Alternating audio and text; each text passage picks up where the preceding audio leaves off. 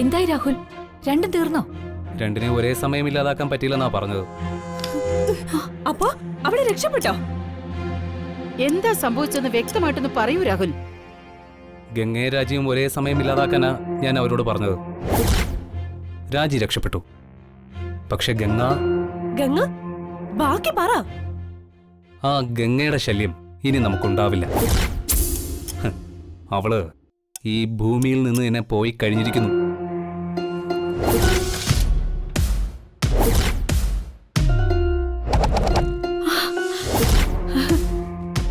സത്യമാണ് രാഹുൽ നീ പറയുന്നത്?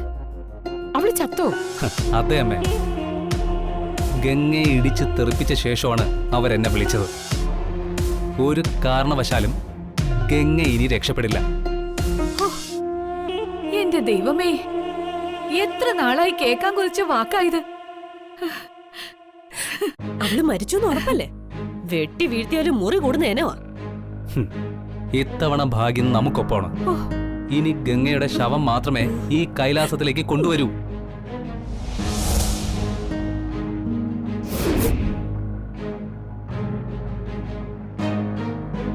നമ്മുടെയൊക്കെ ജീവിതത്തിലേക്ക് കടന്നു വന്ന ആ കരുനിഴൽ ഇനി ഉണ്ടാവില്ല. അതെ, പക്ഷേ ആ രാജി രക്ഷപ്പെട്ടു എന്നാ പറഞ്ഞത്. അവളെക്കുറിച്ച് ഓർത്ത് നീ വിഷമിക്കണ്ട. ഗംഗ എന്ന ശക്തി ഇല്ലാതായാൽ രാജിയെ നമുക്ക് എളുപ്പം ഒഴിവാക്കാം. നീയുമായിട്ടുള്ള ബന്ധം മതിയാക്കി അവള് സ്വയം ഈ കൈലാസം വിട്ടുപോകും. അതിനെന്താ വേണ്ടതെന്ന് എനിക്കറിയാം. നാത്തോം പറഞ്ഞത് ശരിയാ. രാജി ഒഴിവാക്കുന്നത് നമ്മളെ സംബന്ധിച്ച് നിസ്സാര കാര്യം. നമ്മുടെ ശത്രു ഗംഗയാ. അവൾ ഈ വീട്ടിലുള്ളതാ നമുക്ക് ആവത്ത്. പലവട്ടം അവൾക്ക് നമ്മള് മുന്നറിയിപ്പ് കൊടുത്തതാ. അതൊന്നും അവള് ചെവി കൊണ്ടില്ല. അവസാനം അവള് മഹേടിന്റെ ഭാര്യയായി. മഹേടിന്റെ ഭാര്യ സ്ഥാനം എനിക്ക് മാത്രം അവകാശപ്പെട്ടതാ. അതും മറ്റാരാഗ്രഹിച്ചാലും ഇതായിരിക്കും അവസ്ഥ. ഇന്ന് നമുക്ക് സന്തോഷിക്കേണ്ട ദിവസമാണ്. ഗംഗ എന്ന പൊതുശത്രു ഇല്ലാതായ ദിവസം.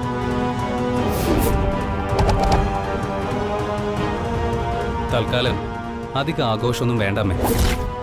അത് മഹിയേട്ടന് ചിലപ്പോൾ സംശയം ഉണ്ടാക്കാം. അതെ, ഗംഗ മരിച്ചതില് നമ്മളാണ് ഏറ്റവും കൂടുതൽ വിഷമിക്കുന്നതെന്ന് വേണം വരുത്തി തീർക്കാൻ. അങ്ങനെ മഹിയേട്ടനും തോന്നാവൂ. ഈ കൈലാസത്തെയും നമ്മളെയും ബാധിച്ച ശനിദശ അകന്നു പോയിരിക്കുന്നു. അതെ, ഇനി വേണം സമാധാനമായിട്ടൊന്ന് ഉറങ്ങാൻ.